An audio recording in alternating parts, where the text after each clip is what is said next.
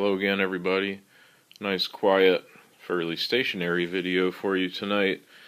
Didn't get anything done today. Had a lot of yard work and springtime stuff to do outside, trimming hedges and bushes and trees and things. So got all that done and came in here tonight. Thought I'd do a little video recap. As you can see, the wheels of the locomotive are back on its track, and I'm getting ready for the next phase where I put the boiler in place back on the chassis. I will need to remember to seal the smoke box saddle joint there, put something on there before I lower the smoke box into position. I did want to point out one thing that is very interesting.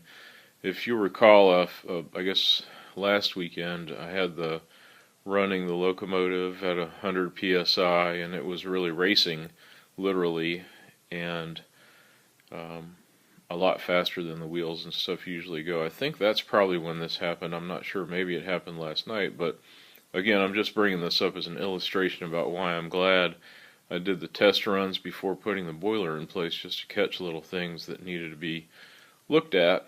And one thing I noticed when I came out last night, I noticed that there were some splotches of cylinder oil here on some of the ties. How could that be? Well, that was right underneath where the oiler was. And so I got to looking closer, and this line, this 1/8 inch copper line over here on the far side, was actually disconnected, and the nut was still in place. So what I had thought was a good silver solder joint clearly was not, and it had come loose. I think it came loose in all the excessive vibration, because the running boards are not bolted down right now. Probably shouldn't run it with the running boards not bolted down, but anyway, I think the excessive vibration pulled the thing loose, and obviously I did not have a good solder joint. So I redid that last night. I cleaned it all off very, very carefully, refluxed it, and re-silver soldered the connection there, and it seems good now. I pulled on it really, really hard to make sure I had a good connection.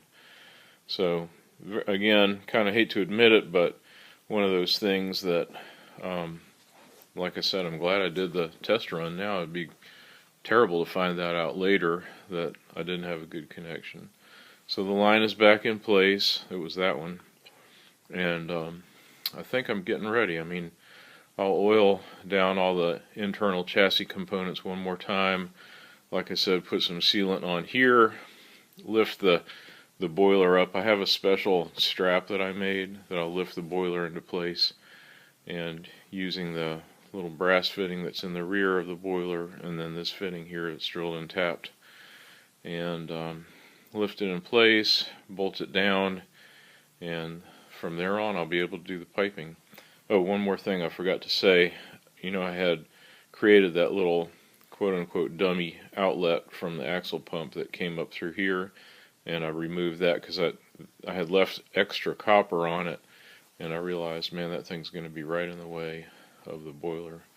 And as you can see, I still have the cylinder drain lever arm disconnected and moved out of the way, so that I'll be able to bolt down the bottom of the smoke box very easily.